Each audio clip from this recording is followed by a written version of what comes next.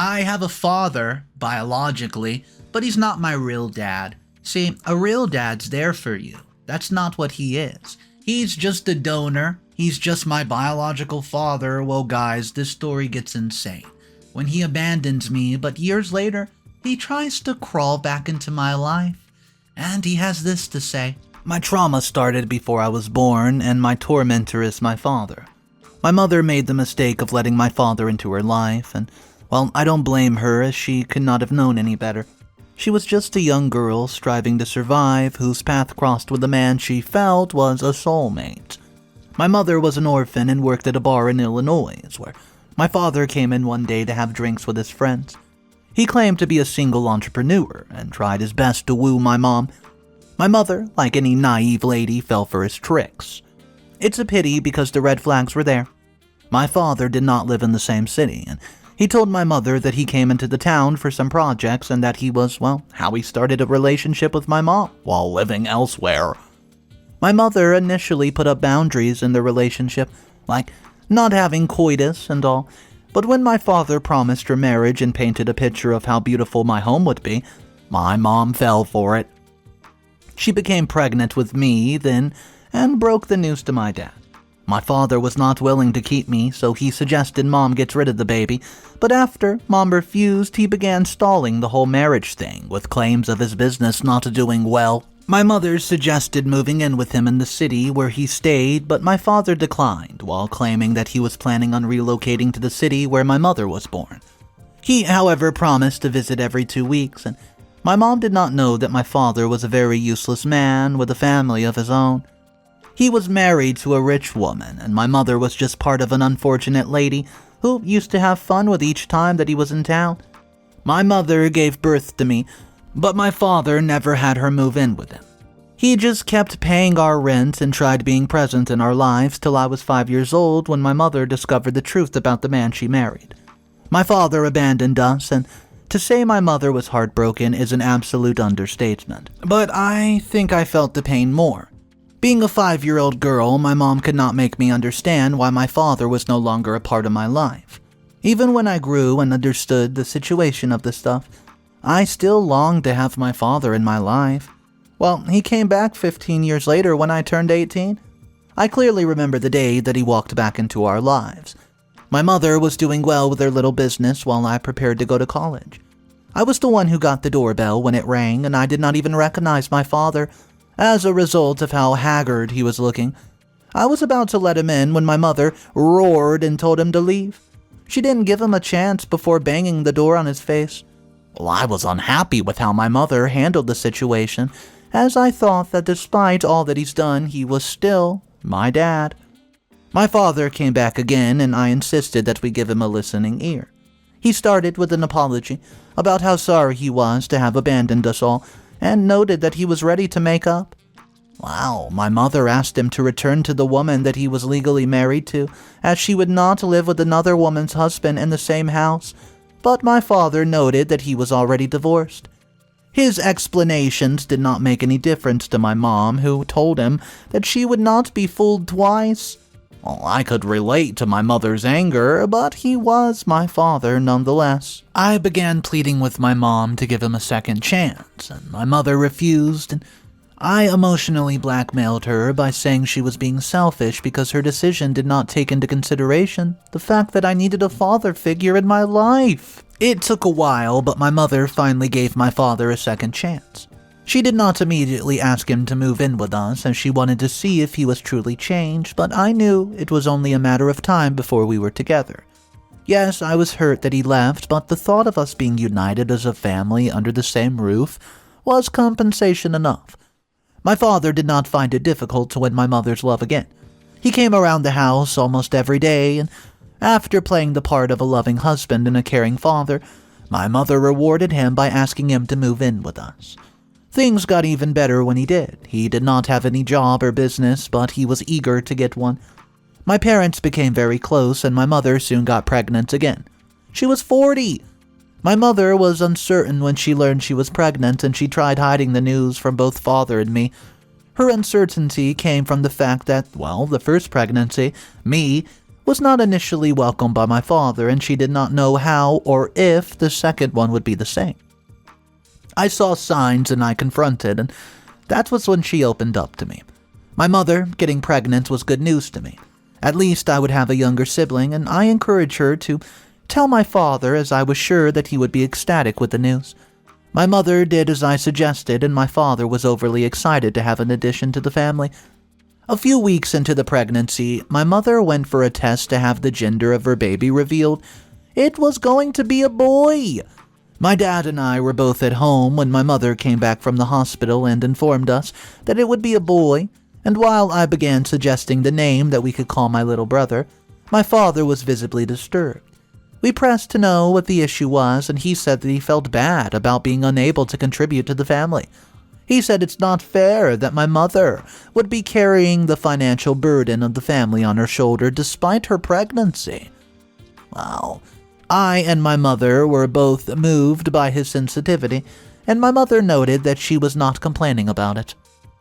You see, my father began lamenting about how he had tried applying for several jobs, but none was forthcoming.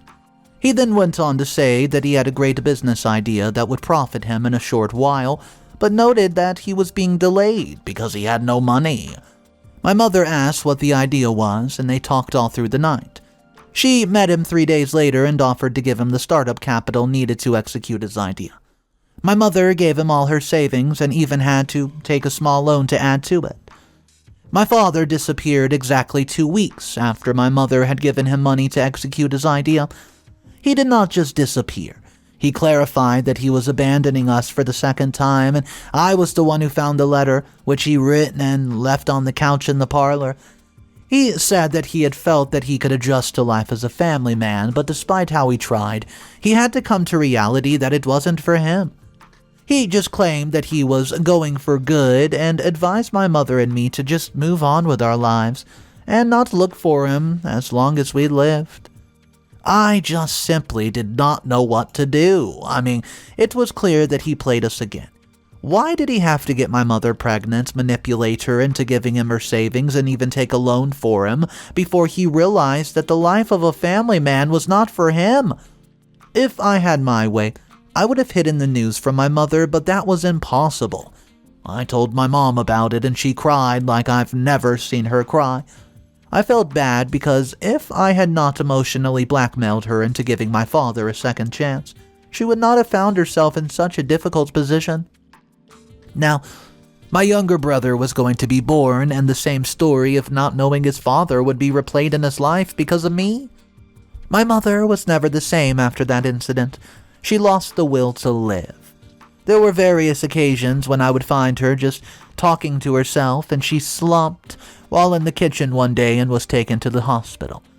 Among the issues which the doctors noted, she was facing very high blood pressure, and I knew the obvious cause of it. The gravity of my mistake hit me that day, and I was told by the doctors that my mother had passed away, and they could not save the child either. My life took a different turn as I blamed myself for my mother and unborn brother's death. I cursed the day I met my father. My mother was buried, and though it's been 5 years, I still mourn her passing and blame myself for it. I saw myself through college, and I graduated last year. I've been working with a firm for some time now, and currently have someone that I'm dating. His name's Osborn, and though he's not rich, he's sincere. Osborn and I are currently living together in his apartment, and we would soon be married before the year's end. I was at work one day when he called and said a man, who claimed to be my father, was at the house and wanted to see me. I asked for a description of the person, and after he was done, I simply told him to call the cops and have that individual arrested, as he's probably some imposter. Well, Osborn did not call the cops, but he was hostile towards the man, and I got home that evening and we talked about it. Up until that time, I'd been telling him that my parents were dead. He mentioned that the man said certain things about me that almost had him fooled into believing he was my father, but Osborn questioned why a junkie would want to impersonate my dead father. I told him the man knew about me because he had given birth to me, but he was no father.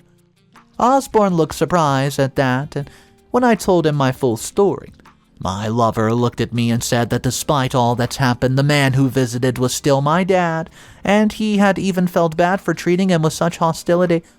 Osborne's words did not touch me in the least way, because I had once said the same thing about my father being my father despite all that he's done. But it ended with me losing my mother and brother. I know now better. I told him my father was lucky I was not around because of what Osborne called hostility would have been nothing compared to what I would have done to him. Osborne quickly gave up trying to play the mediator as he sensed my anger. I was suspended from work the next morning thanks to my dad.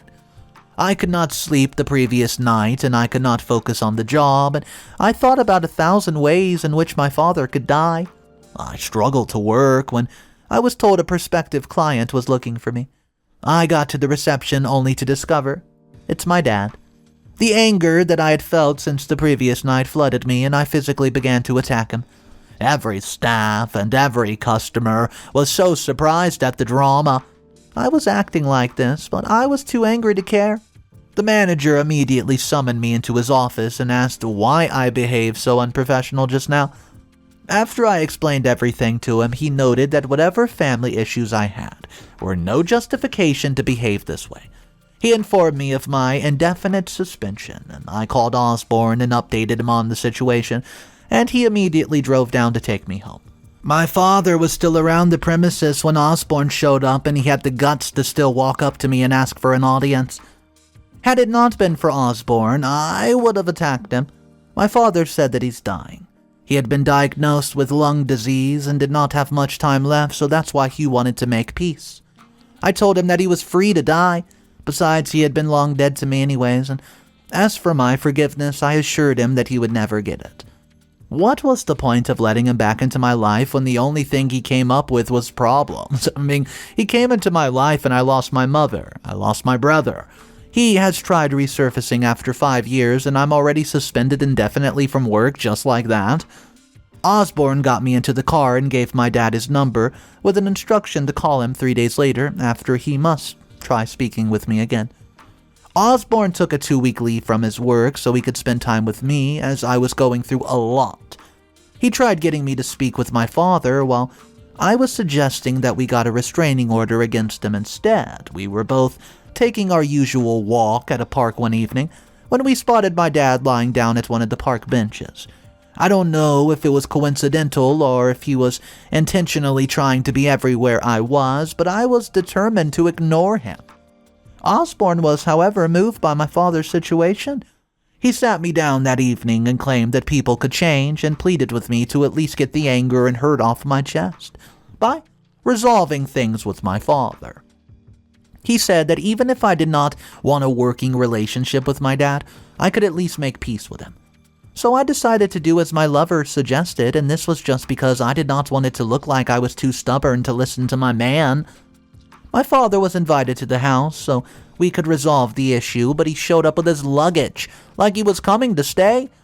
I observed it but said nothing because there's no way I was going to let this man sleep in my roof. My father started by talking about how the universe had ways of making one realize the things that mattered most in life. He then apologized to me for the way things have been, and Osborne was buying all of it. After he was done spewing trash from his mouth, Osborne signaled for me to make my forgiveness speech, so we could all share a loving hug and call it a day, but I'd seen my father's act and heard his lines before, so they didn't even move me an inch. I asked for a few seconds to get something, and I returned with a note which my father written for my mom and me before he left. I read it out carefully and slowly, and when I was done, I asked why he would be showing up in my life as my father when he clearly stated that he was not cut out to be one. I then told him about how my mother and brother had died because of his wickedness and asked him if his apology could bring them back from the grave. I told him that the only reason I've agreed to meet with him was because Osborne had talked me into it, but I noted that he would never be a father to me. After it was clear to Osborne that I was not ready to mend things with my dad, he asked me to prepare a room for my father to pass the night, as I was already looking at the clock and it was late. I kicked against it, but he insisted he would not send my father out the house at such an hour. I grudgingly did. as Osborne had requested, but it's been 3 days now and my father's still living with us.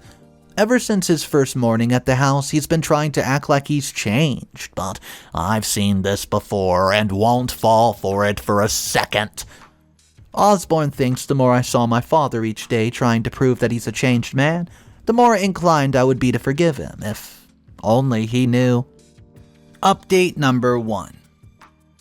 My father has successfully added an embarrassing engagement party to the list of things that he's done to me. He and I have continued to live under the same roof, even though I refuse to see eye to eye with him. I've not made the house unbearable because I don't want to lose the only important thing in my life right now, Osborne. He had left me alone to take as much time as needed to make up with my father, but I knew that he would not tolerate it if I acted hostile towards him. He proposed to me officially, and we had our engagement party last week. Osborne had insisted my father was present since he was the only living family which I had, and my father put up quite a show. I'd known my father led a reckless lifestyle, but I've never witnessed it before my engagement party.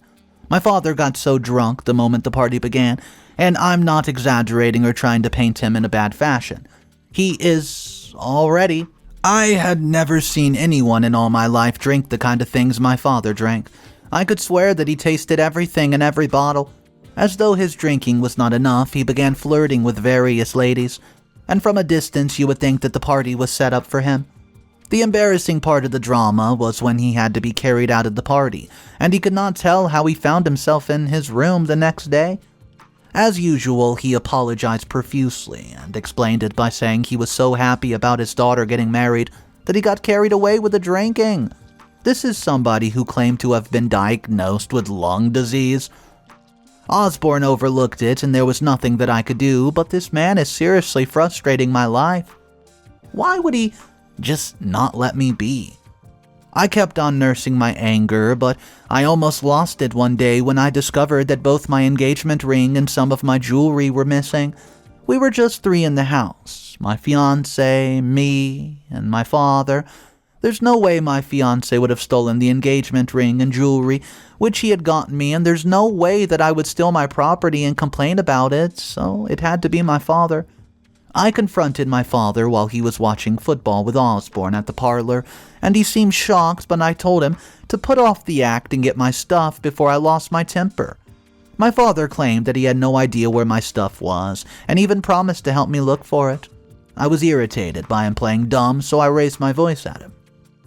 Osborne asked if I had proof to back up the accusations that I was levying against my own father, but I said no proof is necessary when everything's looked at holistically. Osborne rebuked me right then and there, and noted it was wrong to judge my father based on the kind of life that he led in the past.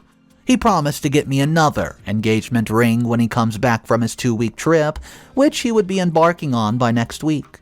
The whole thing has been eating me up, and I swear that it could get to a point where I might just have to off my father. Update number 2. Osborne's away, and when he returns I would give him a surprise, proof of my father being an unchanged criminal. I was coming back from the grocery store one evening when I saw my father from a distance having some form of altercation with some goons. I stayed out of sight to see how it would play out, and I heard him warning them that this time was not up, and they had no right showing up at his place. He noted he would meet up with their agreement, but warned that they'd never come to the house again. I watched as my father got inside the house, then I ran after the guys. I introduced myself as the daughter of the man with whom they were discussing, and I did not need to ask them what the issue was. They told me right away to warn him about repaying his debt, otherwise the consequences would be very drastic. My father collected a huge loan from them for months, and they had come to remind him that the deadline was almost up. The reason he was shouting at them was because he did not want to be seen associating with them, and he promised that he would have their money after he pawned off some of his stuff. The moment I heard them say my father wanted to pawn off some things, I knew it had to be my missing engagement ring. I thanked the guys and told them that I would relay the message to my dad. I got home and told my father that I've come across some goons who were loitering around the area, and I asked him if he knew who they were and what they wanted. Well, my father admitted to discussing with them, but said that they were simply house agents who were looking for homes to buy. I was not surprised that my father tried to lie to me. I'd expected him to lie because that was the only thing that he ever did. My father's deadline, according to those goons, was in a week, which meant that, well, he would need to pawn off the stolen items as soon as possible. He would be looking out for a window of opportunity to go and sell the stolen items. It's a good thing that I'm still suspended from my job, so I would be able to keep tabs on him. Update number 3. There's only 2 pawn shops in my area, so guys, it was not difficult to keep tabs on my pops. I trailed him into one, and just as I suspected, my father had my engagement ring and jewelry ring all along. He sold them off for less than half the price that they were bought for, and after my father left, I went into the shop and bought my engagement ring and jewelry back. I kept them in my possession and waited for my fiancé to come back home from his trip. I wanted to see the look on his face when he realized I was right all along. It took a great amount of self-restraint not to inflict bodily harm on my father while I waited. Osborne came home yesterday, and my father asked for a private audience with him.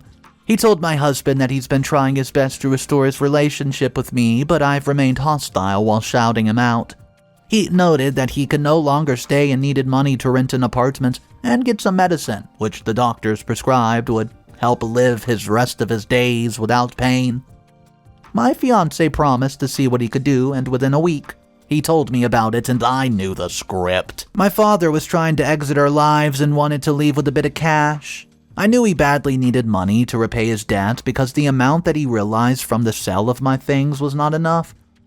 So, I told my fiancé to ignore my father and just kick him out of his life, but Osborne lost his temper and began calling me insensitive. He even stated that he did not want me to retain such a level of insensitivity if we were to spend the rest of our lives together. I told Osborne that I was not an insensitive woman, but one who wanted to protect her man from making the same mistake that she's made. I told him my father was trying to swindle him the same way that he swindled my mother and me, and Osborne immediately asked me to quit making these baseless accusations. I stood up, went to my drawer, and brought out the engagement ring and my jewelry which had been missing a while ago. Osborne asked where I found it, but was surprised when I told him I didn't find it. I told him that I rebought the very engagement ring which he used to propose to me because my father stole it and pawned it off for a lesser value. Osborne listened as I narrated the whole incident that occurred in his absence. He was cold for a while as it dawned on him that my father had been playing him all along. He sprung to his feet and just wanted to kick my father out of the house that night, but I stopped him. I suggested. We made things embarrassingly difficult for my father, and Osborne struggled to play along. We would make sure that he paid for everything that he's done to us. Update number 4. I got married last week, and it caused a stir at my wedding, but I did not care. It was needed to make my revenge complete and sweet, see? My husband had met with my father to inform him that we would get married in 2 weeks and promised to give him the money that he asked for 3 days after we were wedded. My father felt like he had successfully manipulated my father, but he was playing right into our trap. Osborne had got me another engagement ring in the presence of my dad, and my father thought that because a new ring was bought, I would drop the issue of the missing one. My wedding day finally came, and my father was looking his best. I'm sure the only part of the occasion he was anxiously waiting for was my reception part, where, he would once again display his foolishness. By, getting drunk and flirting with everything that has a skirt. My father was all smiles and ears as he walked me down the aisle while I did my best to fight back the tears that were building up in my eyes because my mother was not alive to witness my wedding while her murderer was sharing my joy. The officiating minister had started the program when the cops began walking to the church, and they were armed to the teeth. It was like they were coming to arrest a criminal. Well, they were. Their entrance was distracting, and I asked the minister to give me a few moments to make a speech before the event continued. I began my speech by telling the people present not to fidget as the cops were present to arrest the criminal who had walked me down the aisle. Everybody looked at my father in surprise, and my father looked confused. I told everybody there that my father was a scammer who had made my life miserable ever since I was born. I was still narrating my father's acts when he suddenly attempted to just run out of the church. Well, he was outmanned. And, well, so he barely made it outside the door before he was pinned to the ground. He was taken to the police station where he confessed to not being ill at all. He'd come up with a scheme so he could get back to my life and get some money out of me. My father, lying on the park bench, was no coincidence at all. He had been trailing us and strategically positioned himself so that we would spot him and show a bit of sympathy. What a crook. My father's currently being detained at the station, and I will press charges. I've obtained a restraining order against him so he would never disturb me again, even after spending some years behind bars. I honestly thought for a second that this evil, toxic, manipulative, advantage-taking father was about to win for 3 times in one story. I mean, the fact that he even successfully conned them a second time, which led to OP's mother's death, was so absurd. I was just yelling at the screen for them to cut him out of their life. But for some reason, they just kept accepting him back. I want to know your thoughts about this story. A lot of the commenters that I was reading was very interesting. They were saying how OP's boyfriend, significant other, needs to get the heck out of the conversation. He doesn't know how twisted the path of being with the father OP had to deal with growing up. He doesn't need to tell her that she should give him another try. No, he needs to let her handle the situation. And I want to know if you guys agree with those comments. Let me know. If you guys enjoyed today's video, just know there's more daily videos just like today's, and all you have to do is subscribe. I'll see you guys tomorrow, and just remember, it's cool to be kind. See ya.